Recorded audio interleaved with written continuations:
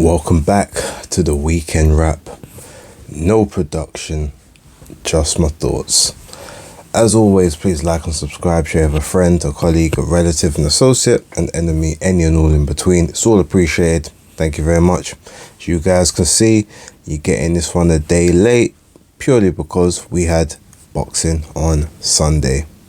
So we'll talk about that a little bit further down in the video, but yeah, ultimately if we get to kind of what happened on Saturday. Now, I didn't see the Top Rank card. It did come on the Sky, but my Sky box didn't record it, so I've seen some of the highlights, but I need to obviously hold that and sort of look at that a bit later on. What I will say is, if you remember in the Basis Picks video, I said that Rowan Polanco and Jai Tucker both had very difficult tasks in terms of who they had to face over the weekend. Well, so Keith Hunter was Rowan Polanco's opponent, and I thought that Keith Hunter could actually pull that one off. You know, those Hunter brothers, they're trouble, and yeah, they're known for upset or two. But Rowan Polanco got a 6th round TKO. I need to watch that one back to give more of a sort of context on it, but congrats to him. And as for Jai Tucker, he ended up actually getting a majority decision draw against his opponent. Now, he's been matched very tough in his last 4 fights, so yeah, it's interesting to see what's going to happen. I do know that I think his contract renewal is up with Top Rank, so don't know if they'll renew or if they'll let him go, because maybe he's not the draw or the talent that they thought he was. But again, he's been matched extremely tough, especially in his last 4 fights. He was only, you know, now he's 10-1-1, so he's only 12 fights into his pro career as a young kid, but there's still some stuff there, so we'll wait and see what happens moving forward. Now, in terms of Rafael Espinoza and Robesi Ramirez, again, I haven't seen the full thing. I've just about seen a couple of highlights. I've got to give it up to Espinoza. Now, I thought that Ramirez would clinch this one on points, go late into it, but you know, just that ring generalship, just, you know, that Cuban style, he would get into it, but again, he gets dropped in the very last round and then gets a majority decision loss, and Espinoza wins. I'm gonna watch it, but congrats to Espinoza. I didn't see that one coming. I need to do a bit more research on him. I think I've seen 1 or 2 of his fights previously, but not enough to really make a comprehensive decision. But he won. Congrats. That being said, if we move over now to obviously the matchroom card, and I did watch this one pretty much in its entirety, I need to give a special shout out and mention to Beatrice Ferreira versus Destiny Jones on the Before the Bell segment. If you haven't seen that fight, YouTube, it's got its own YouTube segment. It's also got the live stream of Before the Bell if you want to watch that or any of the others. But I implore you to watch that fight. It was, to me, probably it was one of the best fights of the night, if we're going to be real. Highly entertaining, you know, intrigue, followed by like a vicious knockdown in the 7th round by Beatrice Ferreira. I won't get into sort of the technicals on this one. We'll save that for the breakdown on Tuesday. But yeah, it was a really good fight, and I enjoyed it, and it kind of, for me, set the tone for the rest of the card. Amari Jones, also, he got a stoppage. What round is, I think it was in the 5th or the 6th round. Now, the thing is, the stoppage in that one, I'm not really sure why it was stopped. I mean, obviously the guy was taking punishment, but he was still exchanging and trading back. But I guess maybe the ref saw something in the eyes that he didn't like. I don't know. But he was on his way to kind of soundly being beaten at that time. So, alright, cool. You let him off. Moving on to the main part of the card. So you had it started off with Ebony Bridges versus Miyo Yoshida. Now, Miyo Yoshida had been in a fight about a month ago. So she was fresh. She had just moved up in weight the fight before with Sharia Metcalf. Now, that fight, even though she lost it, it was one of those very competitive fights. And the scorecards that sort of were given for it didn't really show what happened in the fight, if you kind of get my drift. Now, you know what, I thought that Ebony Bridges would, you know, be a bit too strong for Miyo Yoshida. I said that Miyo Yoshida had better advantages to be further out, but she likes to be on the inside, and I just felt that Ebony had more power and more strength than she did. But you know what? I was wrong again. This was a weekend where I got quite a few of these ones wrong, and if I'm gonna be real though, I was happy that I got this one wrong, because Miyo Yoshida, she showed up and she showed out. She worked the perfect game against Ebony Bridges. The first couple of rounds, Bridges came out trying to box and move. Now, everyone who knows me and everyone who's heard my thoughts on Ebony, I sort of like her as a fighter. I like the heart that she shows, and I definitely like the fact she's got a sort of a no quit, no surrender type attitude when it comes to the ring. But her trying to be more of a boxer, boxing and moving, nah, that doesn't work. Like, mechanically, you just don't look right. And I always had an issue with her gas tank, and it just looked like she was, you know, breathing extremely heavy from the third round. There's quite clear and obvious reasons as to why she could be gassing out so early in fights, but I've spoken about those things so many times, I don't want to go over it again. If you know, you know, and if you've seen the videos, you know exactly what I'm referring to. But that being said, her being even a former bodybuilder, like, you know, a former lifter, gym girl, you would expect her to not be getting pushed around on the inside, not be getting pushed back to the ropes and just bullied in the ring by, you know, someone that's clearly smaller, that came up from like smaller weight classes. But Miyo Yoshida, yeah, she bullied her on the inside, she beat her in the mid-range, she beat her on the outside, she just totally annihilated her. And at one point, I mean, we're talking about when it came to sort of round 7, 8, 9, it looked very much like Ebony Bridges' legs were gone. And it looked like she was a few moments away from getting stopped. And if Miyo Yoshida had more punching power, if you want to say that, because she didn't have any knockouts on the record, but I think Ebony would have went to sleep, because she was getting hit clean. Every shot looked like it was bothering her, like she was getting wobbled. Yeah, it just is not what I expected. But again, it's a good thing in the sense that Matchroom, you don't just get, you know, clear A-side victories left, right and centre. Like, if you're not on job, you do get tested or you do get beat. And no one can really fault them for, you know, sort of the tough matchmaking that they've been doing. And it makes people more interested in watching the fights. So I will, gonna big them up for that.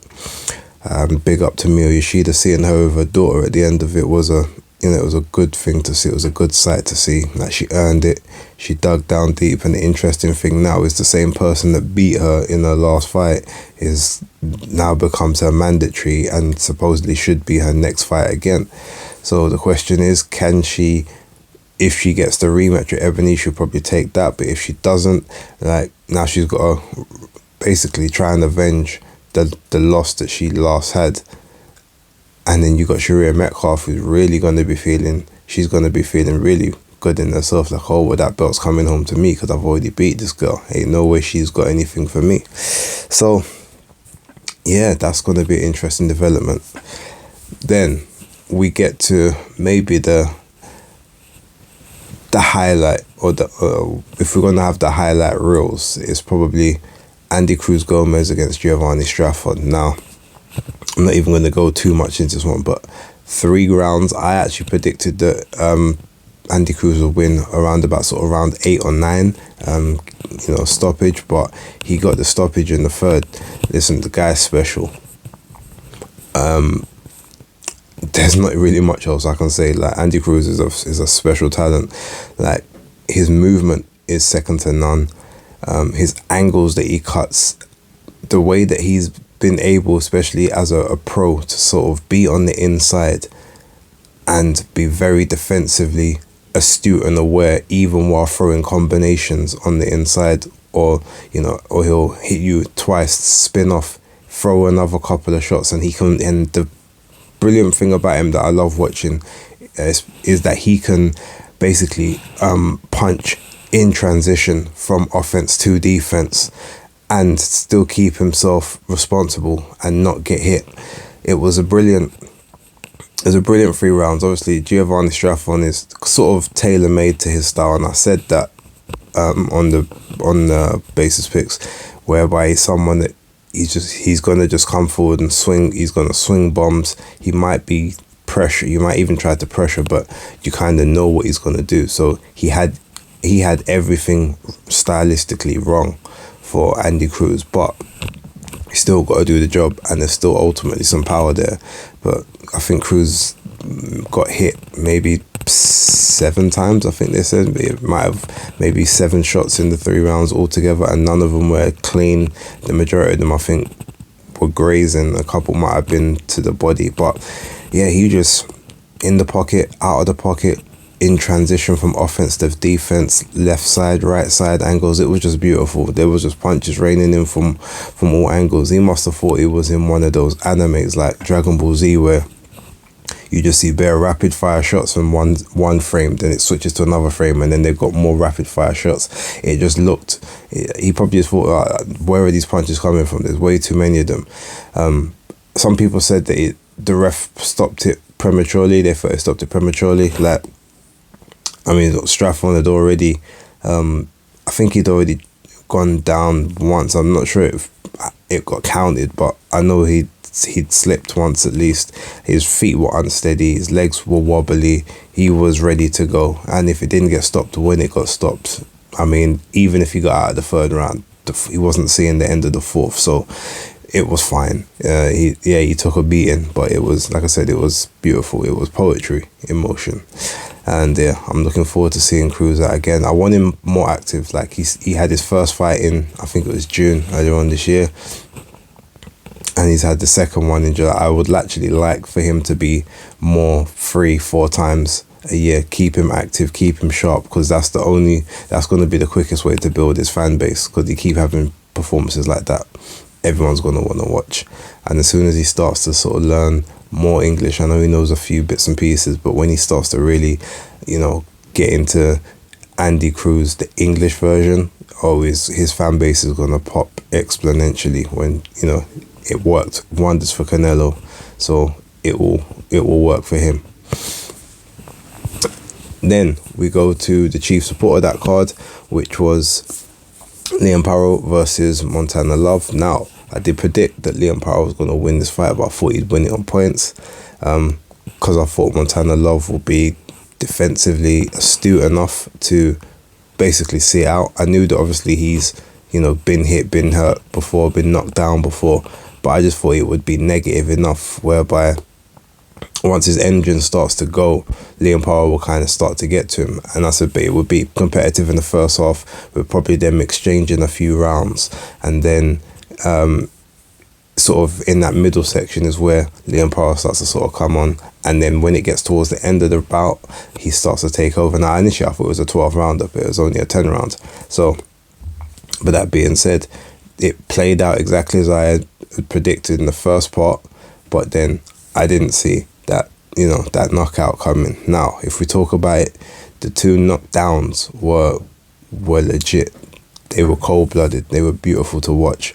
And then he complained at the end because the ref obviously jumped in. He's like, ref, I was okay. I'm there.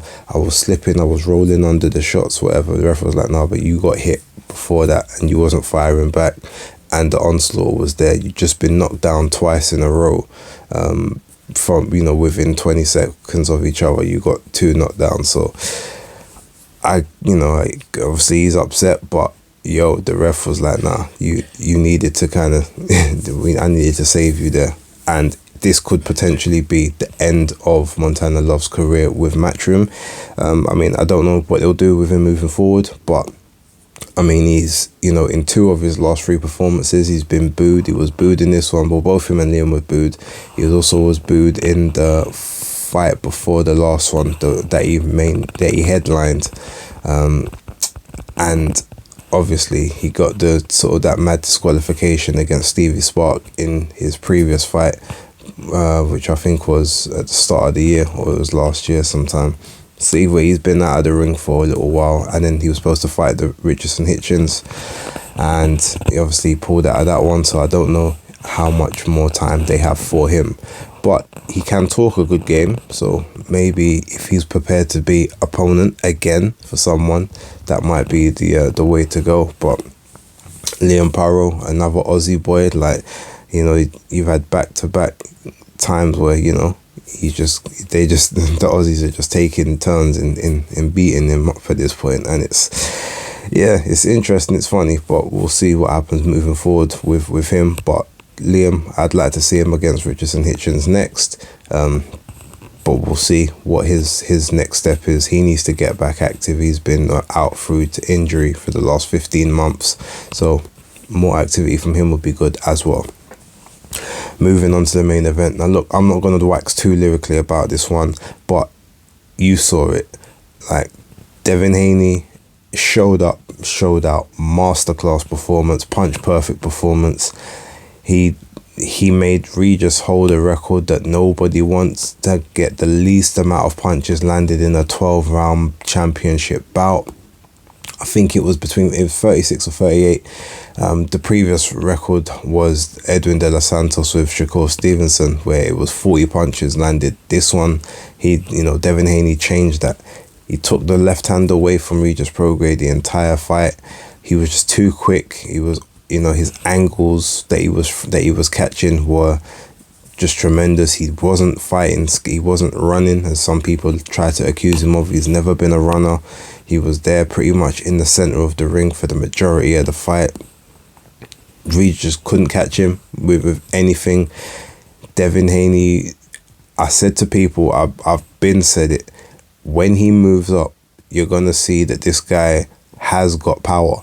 Like, it's clear that trying to make 135 all of those years was draining his energy, draining his body, and draining his muscles of their natural strength. Because, as I said to people, prior to 2019, he was knocking people out. He had a very, very good punch rate. He had a very good KO percentage. I think it was like 22 or 23-0 with like 15 KOs. That's respectable, That's a high percentage.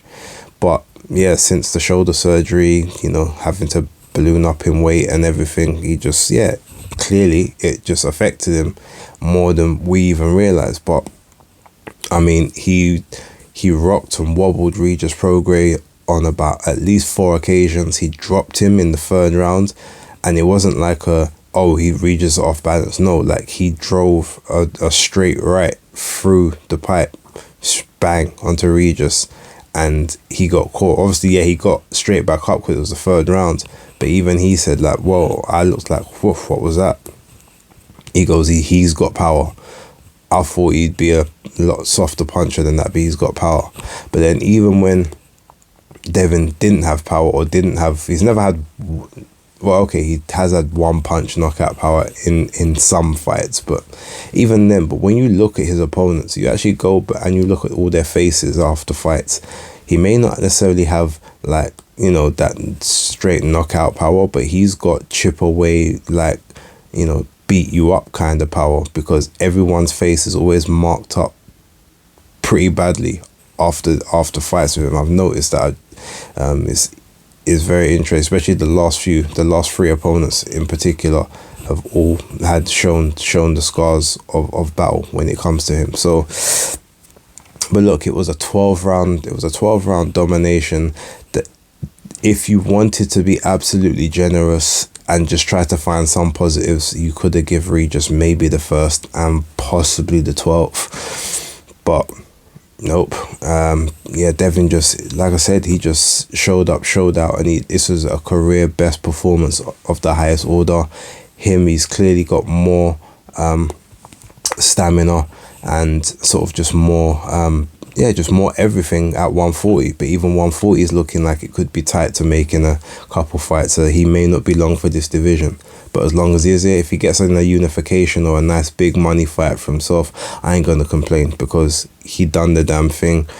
Yes, Regis was stylistically made for him, but ultimately Devin still had loads of things to have to overcome. The extra power, the size, the danger, the first fight at a new weight class, all of that. But he done it in tremendous fashion, so big ups to him. And as I've said, I did put it on Twitter. I think I was one of the first people to put it on there. He's got to be in serious contention for Fighter of the Year at this point. He may not get it. There's some other really good contenders that are potentials, but we'll see. Now, for me, I did predict that I predicted he'd get a late stoppage around sort of round 11. And I said, look, well, going points is the favourite money, but I just think that stoppage could be on the cards. I just feel that, and I said I got a feeling he's going to drop Regis. He's been adamant about that, so I can't not see it happening. I was almost there, and Devin even said, like, there was times I wanted to push the pace a bit, but Dad told me to just stay smart, stick to the game plan, and we didn't want to obviously give him an opening to maybe just throw a Hail Mary shot and get lucky. So every time he was hurt, rather than go for the kill, he decided to stay on the outside and just keep working, breaking him down. I would have liked him to step on the gas from about rounds 9-10, because Regis didn't really have much left. Yeah, he had a shot, but his shape was gone. He wasn't as focused. He wasn't as calm. I reckon, like, if you would have pushed it in those rounds, that stoppage would have happened.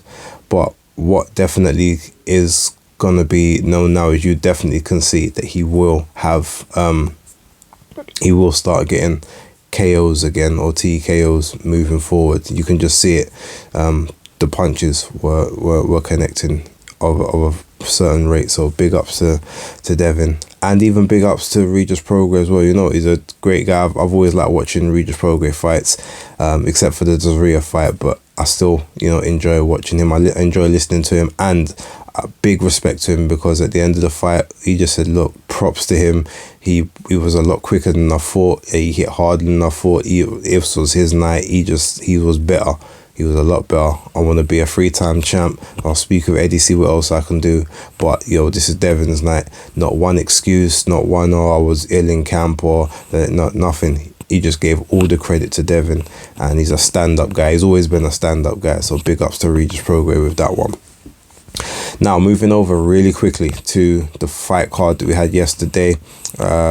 We had Lauren Price versus Sylvia Bortot. That was easily going to be a Lauren Price. Francesca Hennessy also, she went the distance. Congrats to Fran. Ben Whittaker arguably created knockout of the year against, I know the guy's name's Drejaj. I can't remember what his first name is. I think it might be Stephen or Stefan. But, you know, Ben Whittaker done what Ben Whittaker does, and I enjoyed it. All the showboat and everything, you know.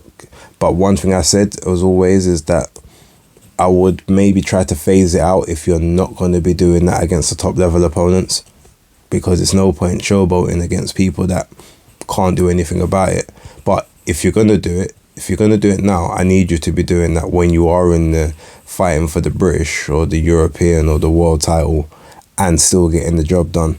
And if not, then I would say cut it out from now, just because, yeah, either it's a bad habit or it's poor form that if you can't do it against the elite guys. But that being said, it was still a great performance. Punch perfect. Didn't really do much wrong. Maybe got hit once or twice at the most. But yeah, great to watch. On the main event, now interestingly enough, I saw the weigh-in for this. I predicted that Chris Smith would win on points down the stretch. I thought he'd sort of get out paced and outlanded at the start of the fight, but with when it came to Masternak, it's gonna be a case of as soon as it kind of maybe starts getting a bit on top pressure wise, he might then decide, you know what, because I've now accomplished my goal of actually fighting for a world title, it might just be time to call it, you know, to even not so much call it quits, but I'll happily sort of just make it to the final bell and say I achieved my goal, but I'm not really gonna push and go hell for leather for this, especially at the age I'm at, and I'm probably not long for this fight game, no matter what happens. Now, that actually played out exactly as I predicted, except it didn't go the distance. It ended up getting waved off in the 8th round.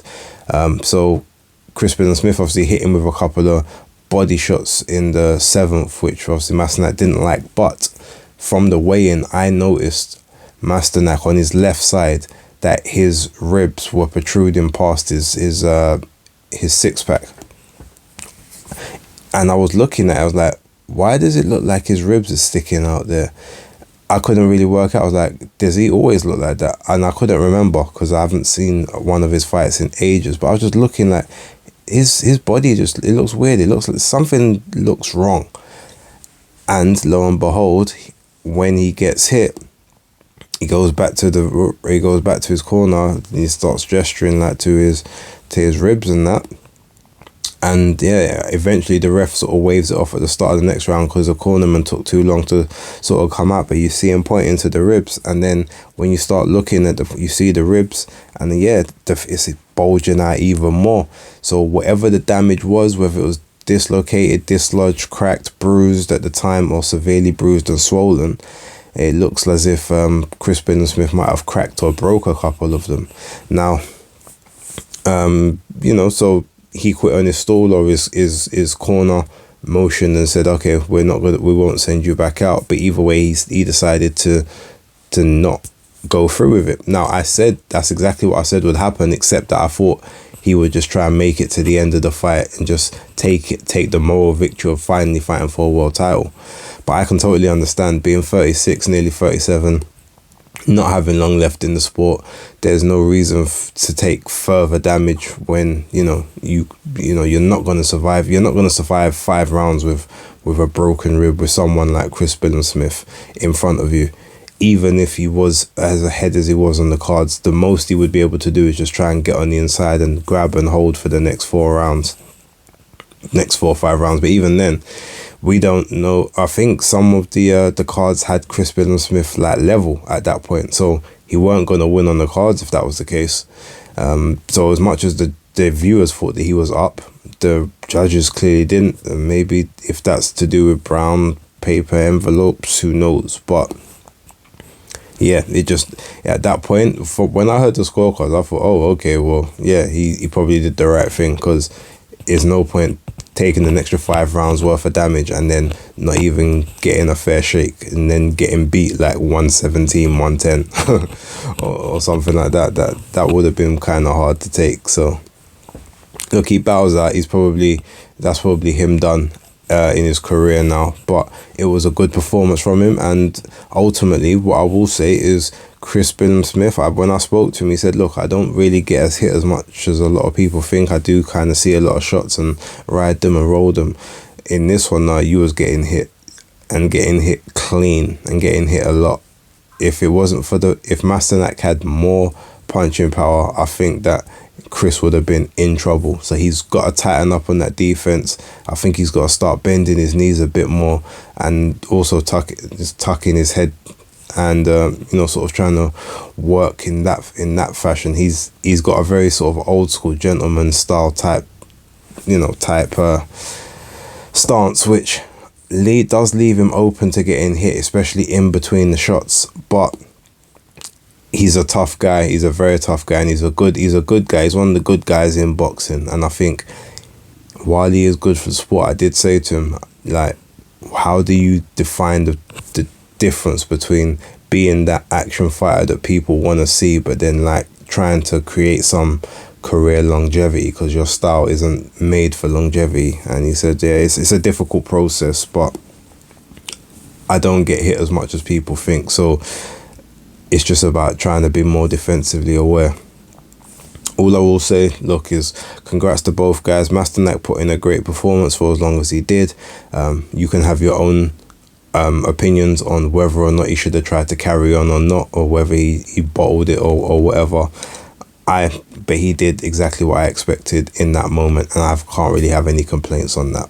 So yeah, overall, good, a very good fight for Chris, and now he's either going to be facing Richard Riakporhe as is mandatory, or Lawrence Okoli as that contractual rematch. And he said after the belt, well, I think the IBF has gone vacant now, so I want to try and add some more belts. I've been trying to unify us, so unless they're going to try and maybe throw the IBF in as a vacant title, the same as the WBA did with Klitschko in the Joshua fight, we'll see. But anyway, I'm going to leave it there. That's pretty much everything sort of wrapped up and some of my initial thoughts. Hopefully you guys can watch this before you start work. If not, then it's all good. Lunchtime, after work, whenever. But just thank you very much for tuning in. I appreciate you. And yeah, more content coming, even especially today, even possibly. But we'll see. But until the next one, I will catch you then. Peace.